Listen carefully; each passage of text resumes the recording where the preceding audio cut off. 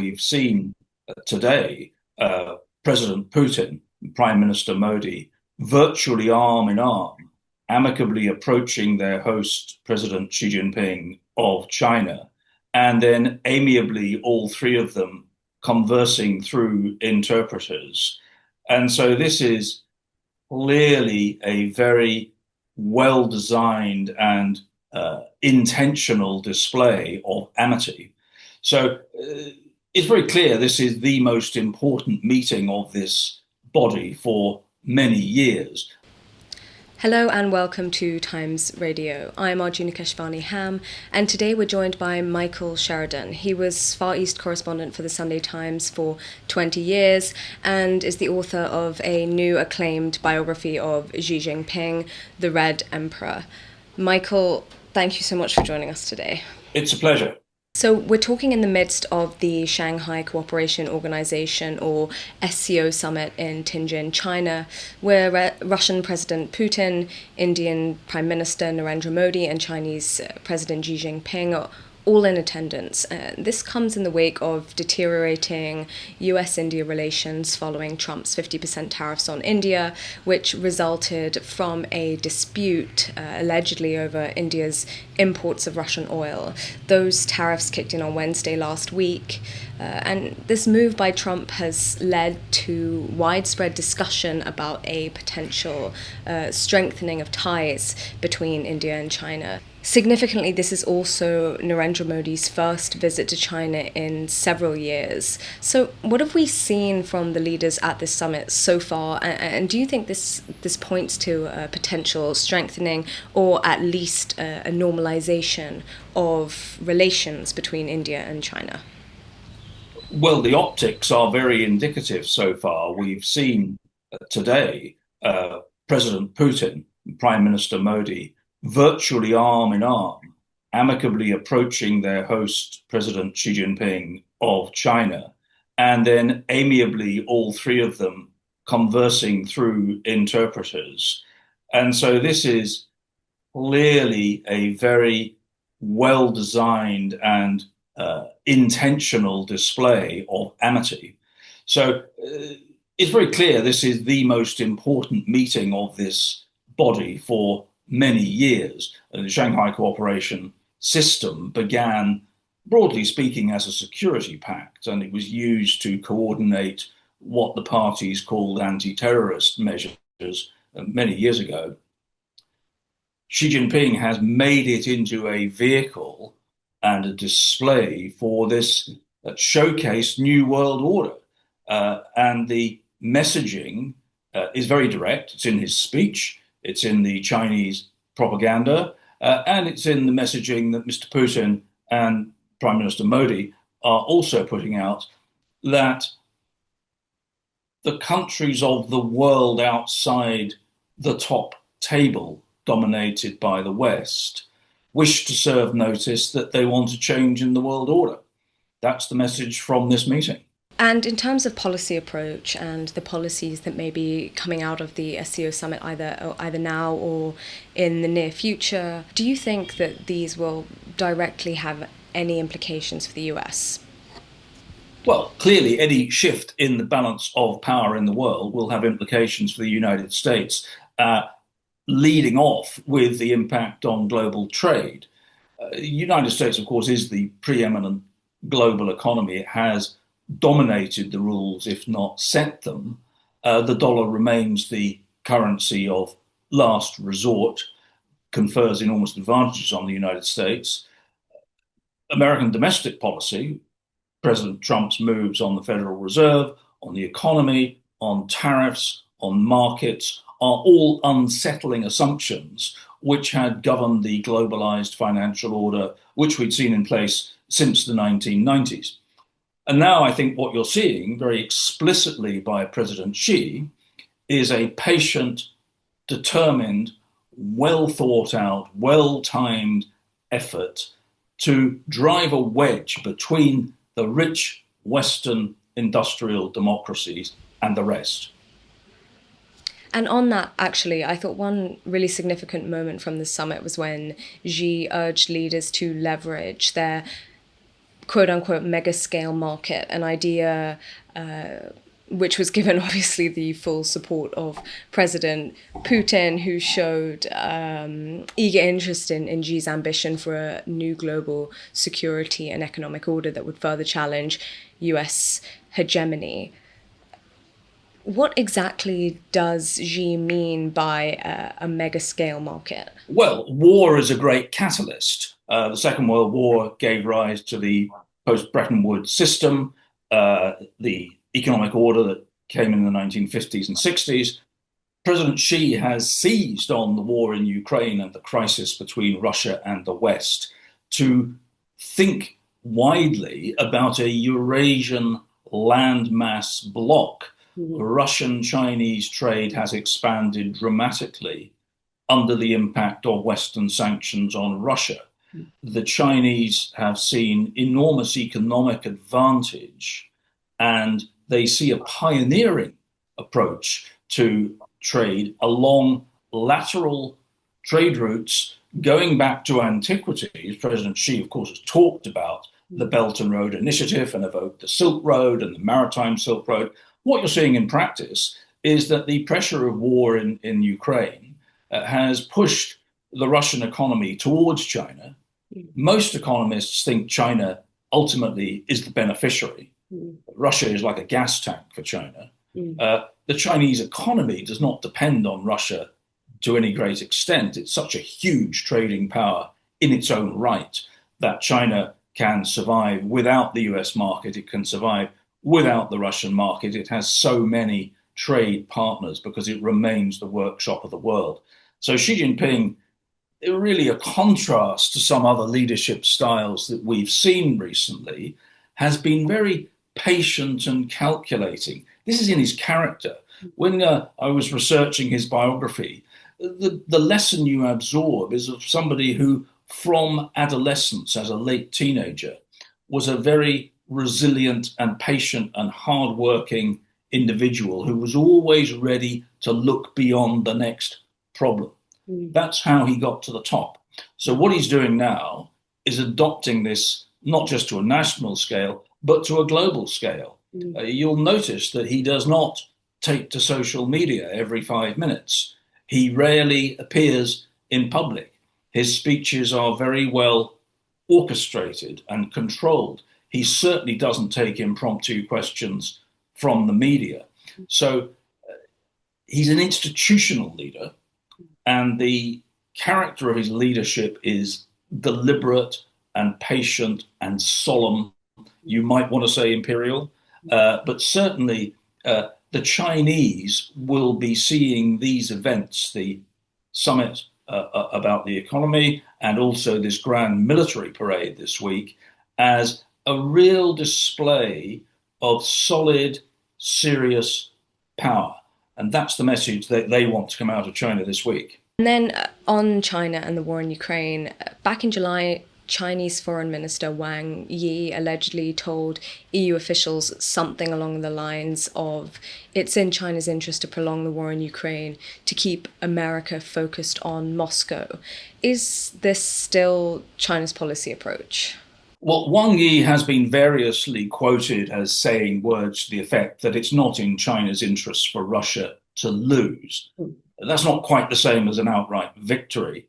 Well, the Americans themselves, Marco Rubio said on the record the other day, it's in a State Department briefing document, that China wishes to prolong the war in Ukraine because it's a distraction for the West and it's providing China with leverage. It's giving it an enormous opportunity to observe battlefield conditions, testing of weapons systems, to see how military tactics have evolved. Remember, the Chinese have not actually fought a conventional war since 1979, and that was a very limited border skirmish. So Marco Rubio, the US Secretary of State, has said that it's in China's interest to drag out the war. I think the Chinese see an equilibrium at the moment. They see the West somewhat tied down by Putin in the Ukraine. It's accentuating divisions between the United States and the rest. It is making the Europeans feel unsettled. The Germans, for example, are very concerned about their export markets and their trade with China. They'd previously committed the error of depending on Putin and Russia for their energy supplies. So the Chinese see fruitful territory in all this for establishing what President Xi does call a new world order. And it is one in which the United States is no longer the leader. And can you unpick a little more back on China and India's relationship here? Obviously, we had the Galvan clash back in 2020, which severely damaged that relationship. And just at the summit just now, we saw India abstaining from Belt and Road Initiative endorsement and also refraining from signing the SCO Economic Development Strategy. So there's a lot of talk about India-China normalization, but then on that front, apart from the fact that India and China have lost soldiers to each other with the historic border skirmishes and the history of the conflict there. With India's decisions on the economic front at the summit, on top of that, what do you see as the reality of the future of that relationship, aside from the rhetoric of normalization? One big overwhelming thing and two smaller things. The one big overwhelming thing is trade and prosperity. These are two gigantic economies. The Indian economy has actually benefited from some of the reshoring or offshoring of manufacturing previously designated for China. Whereas in the new economy, in some areas, particularly because of the degree of English skills in India, is outstripping Chinese capabilities. And so they're both great growth economies. And I think both leaders do want prosperity. They want peace and progress and getting richer and growing their economies and making their people better off. Those are the platforms of both parties in their different ways. So the trade imperative is really overwhelming. The two minor things really are the border disputes, which are evocative and can stir up nationalist passion, but are not really strategically significant. I mean, neither country would be seriously impacted by the adjustment of its frontier a little way, one way or the other. It's totemic. The broader security concern for India is the extending reach of the Chinese Navy and air power and Chinese acquisition of naval bases and military facilities around the southern waters of India and stretching to the Gulf and the Arabian Sea. So there are three things. The trade is the overwhelming one. I believe these other issues can be relegated. And the strategic rivalry in the seas and the oceans and the commerce lanes is really one for the longer term. There's no immediate territorial clash as there is between China and other nations, but it's a very complicated, multi-layered, sophisticated relationship. Both countries have got highly dedicated, very well informed, very skilled teams of diplomats and officials and soldiers who watch each other and do remember both of these are nuclear weapon states. So this is very serious stuff. I guess someone might point out in relation to the bases in the Indian Ocean. I mean, obviously, China has been developing multiple naval facilities. There's the base in Djibouti, in Bangladesh, the Gwadar port in Pakistan. I think this collection of bases has been called the so-called string of pearls. The string of pearls. My question is, I guess, in terms of a long-term view of this, how significant actually is that action in the Indian Ocean when we look at the comparative number of overseas bases the US has, which is obviously much higher than the number that China has? Well, in my biography of Xi Jinping, I analyze his military upgrading of the People's Liberation Army and his budgeting. And even with the significant budget increases, possibly 8% or more year on year under his leadership, China cannot possibly rival the United States. The numbers are very difficult to quantify because of the relative differences in purchasing power parity. But even on raw numbers, in 2023, American expenditure was at least three times that of China. And its dominance in technology, in space, in cyber, was absolute, and its number of military bases and alliances around the world vastly outstripped the meager attempts by China to build its own presence. Nonetheless, China's effort is very well targeted around its immediate national interests, and those national interests are the island chains which girdle China. And Indian strategists, like Chinese strategists, talk about encirclement.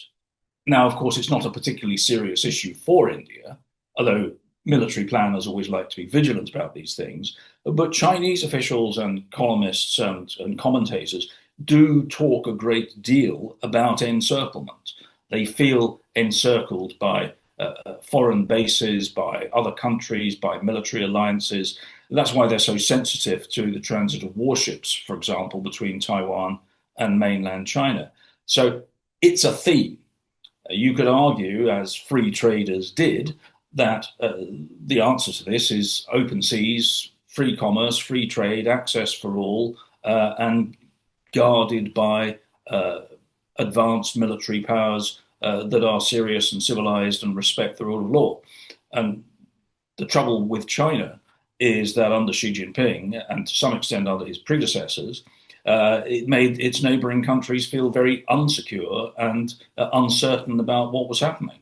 And there are disputes between China and almost every maritime state around it. So these are not going to go away. India's not in that position remotely, so it's not a particularly comparable thing. Plus, India has alliances and ties with the West and a more I think, warmer relationship with the United States than perhaps it likes to say. And of course, India has benefited enormously in its overseas trade from the fact that the sea lanes and the air lanes are policed and protected by the United States. And finally, since we're talking about China's investments, I wanted to ask where we're at with the Belt and Road Initiative, which was in the spotlight a few years ago, and now interest in it seems to have declined a little. I wanted to know where you think we're at with this policy. I feel that Xi Jinping is doubling down on the Belt and Road Initiative. He's not backing away from it. He sees it as a way to project Chinese trade interests and soft power right across the span of nations from China to its west. So through Central Asia, through Africa, the Gulf, even into southern Europe. It's a win-win for China, to use their favored phrase. And Belt and Road is a signature policy. It's not something they are going to back away from. One thing to remember about Xi Jinping, he is very consistent. If he says he's going to do something, he probably is going to do it. They have made Belt and Road a signature policy. It's one of the keynotes of his outreach. And it's a foundational way for the Chinese state sector to export its way to better profits, because most Belt and Road initiatives involve a state-controlled company of one kind or another. And so the Chinese state is always behind these things, whether as the backer of last resort or the direct investor, or just the diplomatic guardian of the agreements that put the things in place. So Belt and Road will have ups and downs. It certainly recoiled from a few initiatives in Europe under political pressure. The Europeans are much more cautious about letting strategic assets fall into potentially hostile hands. But it is seen by China as a great pioneering initiative with a great deal of opportunity in Africa, in the Middle East, in Latin America. It's a showpiece for the Chinese way of doing things, and it's part of Xi Jinping's vision of the new international order. Chinese influence and soft power and cultural domination over Southeast Asia it vastly outweighs that of India. While there are significant populations of Indian origin in many of those countries, the dominant feature of the neighborhood for centuries was China. It was under the Ming Empire and the Qing dynasty that thousands of Chinese people came south and settled in countries like Indonesia and Malaysia, creating significant communities and political factions in those countries. So China sees Southeast Asia as its backyard, and the opportunities for India are limited. And I think this is why Prime Minister Modi and his team see the need for a balanced diplomacy and hedging their bets so that they keep China on side, they benefit from American alliances, they trade with Japan and their other East Asian partners, and they have their Western partners as well. I mean, they're optimally placed in that way. What everybody needs is peace and stability. Thank you so much, Michael, for coming on the show. It was fantastic to have you on.